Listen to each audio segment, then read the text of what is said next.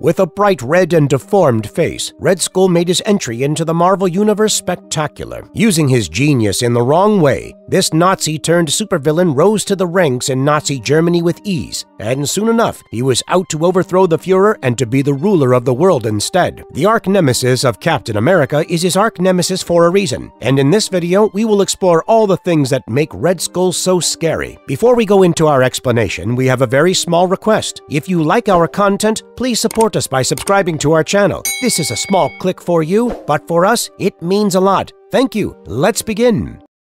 Who is Johan Schmidt? How did he become Red Skull? Born in North Germany, Johan Schmidt was an only child. He was an intelligent kid, and he poured all of his interest into becoming a physicist. He even became a professor at the Berlin University. However, there were things about him that were not quite right. For starters, he was a megalomaniac and a narcissistic individual. He genuinely believed in the Nazi Party's misinterpretation of Friedrich Nietzsche's Übermensch, where a race of superhumans were supposed to rule over normal humans. Not only did he believe in this, but he also believed in Norse mythology in a rather obsessive manner. In the eyes of Schmidt, the magic mentioned in the mythology was more than just a myth. He was very sure that there was true science behind the Norse gods and their shenanigans, and he was willing to go as far as it would take him to figure that out. When he met with Adolf Hitler, Schmidt told him about his theories regarding the Norse gods, appealing to Hitler's interest in the occult, and the Führer decided to give Schmidt a position in the Schutzstaffel. Once a part of the army, Schmidt wanted to move upwards to feed into his own goals. He did not believe in the Aryan race supremacy. Rather, he believed that a superhuman race was yet to be made, and he was willing to use the Nazi resources to his benefit to get close to making that superhuman race. This ascent of his in power while in Nazi Germany was stopped by Ernst Kaufmann, but Schmidt was not willing to let anyone block his path to glory and success. So in June 1934, on their Night of the Long Knives, Schmidt killed Kaufmann and took over his weapons program project. Now that Ernst Kaufmann was gone,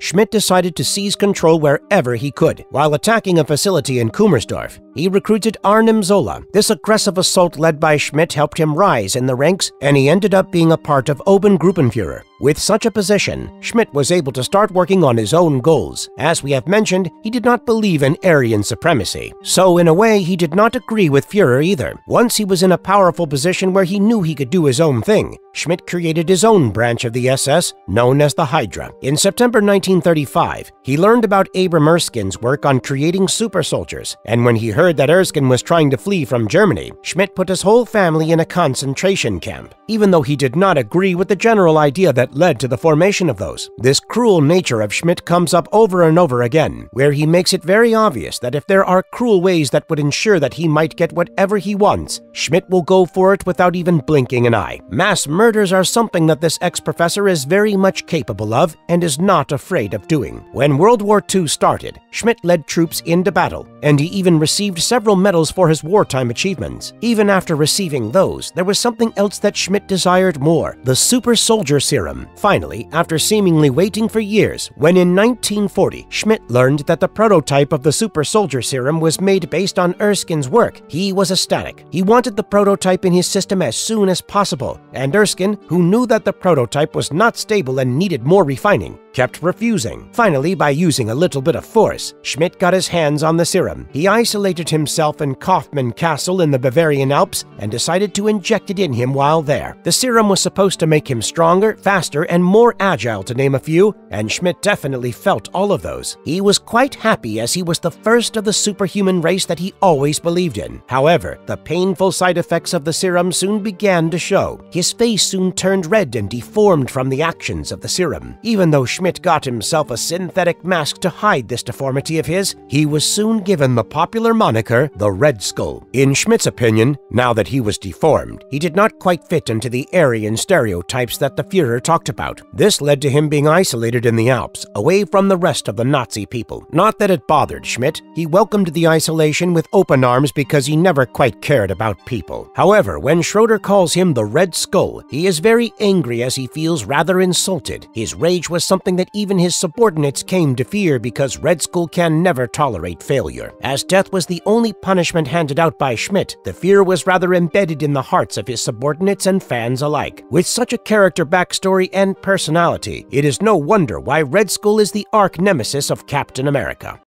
He can transform anyone into a Red Skull. Even though Red Skull had his obsessions, he was a man of science. He was the first to truly believe that there was something about the Asgardians, which was not just mythology, and he was right about that. His obsession with mythology and trying to explain it scientifically led to him making his own seemingly magical weapon. I call it magical because when you see it work, it really seems like something straight out of a myth. But it's not. Yes, I am talking about his Dust of Death. This is a trademark weapon of choice for Schmidt, and everything about this screams Red Skull whenever it is being used. This dust is a chemical compound which is kept a secret, but when it is poured on someone, the moment it comes in contact with the skin of the victim dies within seconds. So this Dust of Death is quite toxic to touch. However, this is not what makes it Red Skull's calling card. What makes Dust of Death his calling card is how it leaves the body. Once the victim has died, their face seemingly shrinks in size, shrivels up, and takes on a red hue. Even their hair falls off, giving the appearance of a Red Skull. Schmidt is rather proud of this creation of his, and whenever he uses it, he is seen either humming, whistling, or playing a tape of the Funeral March by Chopin, almost acting like a chemist doing his favorite experiment in his lab without a care in the world. He even designed a handgun to shoot this dust on his victims.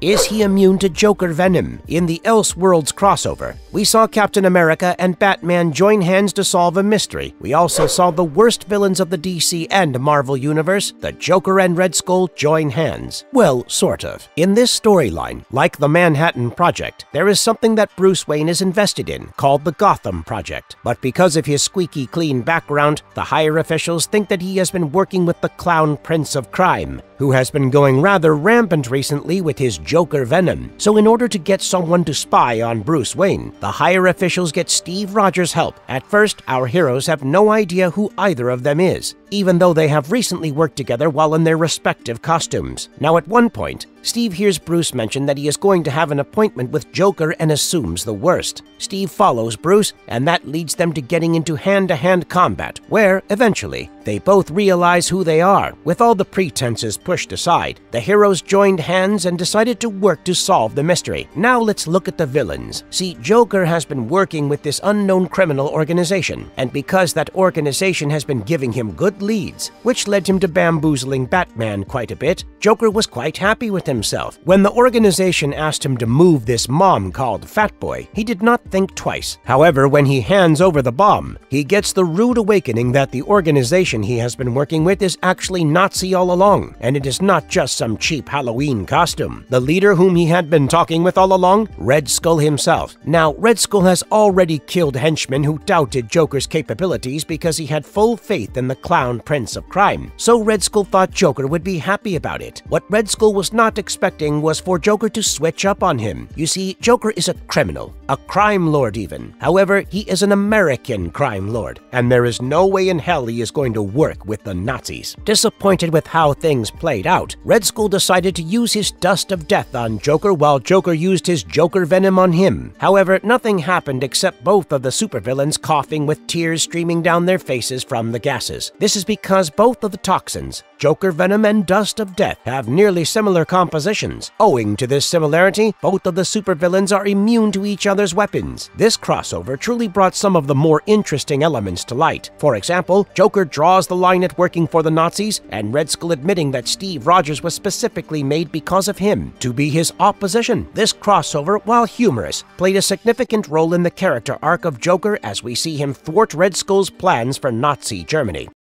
Can he switch his body or mind with any human? When it comes to Red Skull, the scariest part about him, except his deformed face, is his intelligence. No matter what the situation is, Red Skull always seems to figure out a way to get the best of it. We get to see it happen when Bucky Barnes tries to assassinate him. Yes, at one point, the Winter Soldier was under the command of Soviet General Alexander Lukin, who wanted Red Skull dead. Now, Lukin wanted Skull dead because he wanted to be the owner of the cosmic cube that Red Skull had made. So his plan was to kill Skull and get it from him. However, when Skull is shot, in order to save himself, He uses the Cosmic Cube. The Cosmic Cube is a reality-altering object that can grant the wishes of its users. Red Skull wished to exchange bodies with Lucan. However, the Cosmic Cube was not strong enough to grant that wish. So instead, his mind was transferred to Lucan's body, leaving Lucan's consciousness to fight with Skull's consciousness over the control of his body. Soon enough, it was clear that Skull was the one overpowering Lucan and gaining control over his body. Using the body of his Skull, he created the civil war between the superheroes in the comic. During the aftermath of the war, Skull wanted to transfer his consciousness from the body of Lucan to the body of Captain America's unborn child. However, that plan was thwarted by Faustus, who tampered with Sharon's programming, which gave her the opportunity to shoot Lucan fatally and escape. Now, before Skull could pass away owing to the injury his body received, Arnim Zola transferred his consciousness from Lucan's body into a robotic form, where he stayed for quite a while.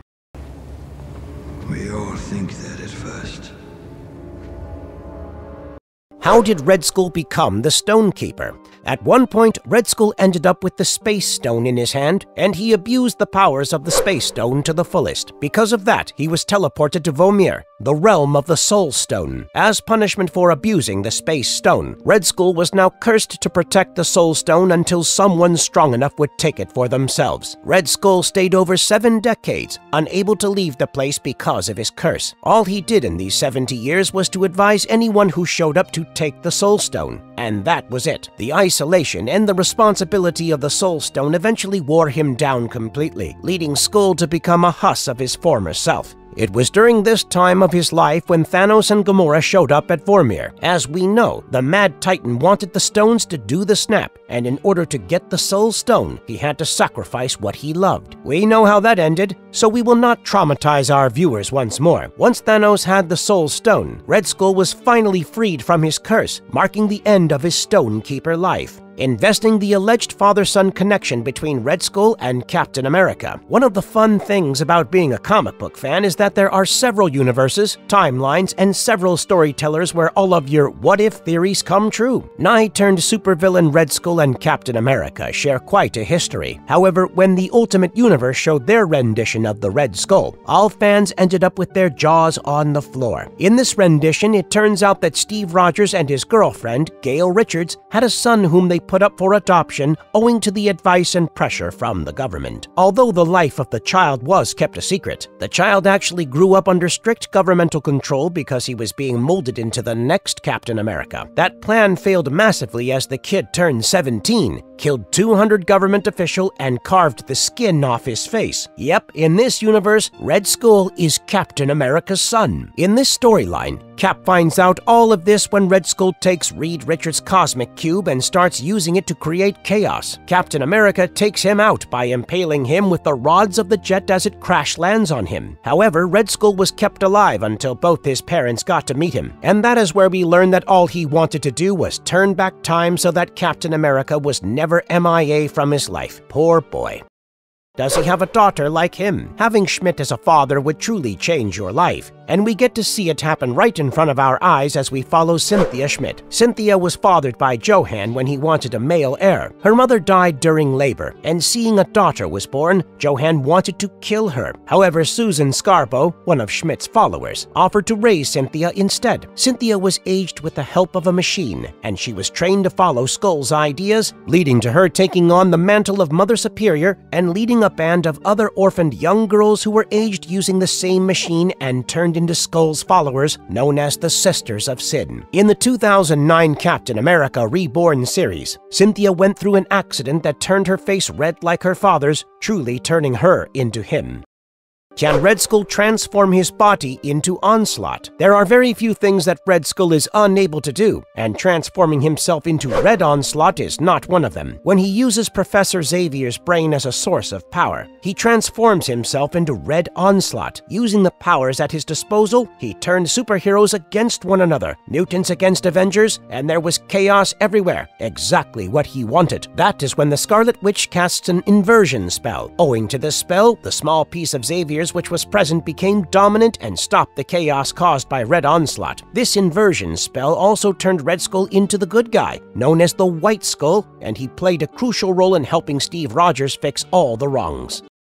What happened to Red Skull when he bonded with Venom Symbiote? Johan Schmidt on Earth 21978 ended up bound to the Venom Symbiote, turning the Red Skull we knew back into the Black Skull. In the Avengers Forever issue 2, we see the misadventures of Black Skull as he tortures Ghost Rider. Now we know that Ghost Rider's pen and stare works on even the worst criminals. However, while torturing the Ghost Rider, at one point we see Black Skull proudly explain that hellfire does not affect him in the slightest. This is because even though in this alternate timeline he has the power of the Venom Symbiote by his side, this Schmidt too went through the horrific acts of mass genocide without batting an eye. The pen and stare and the hellfire would have worked on him had Schmidt thought whatever he did was wrong, but he genuinely does not believe that, which by logic explains that Red Skull too will not be affected by the hellfire and pen and stare, one of the strongest attacks of the MCU.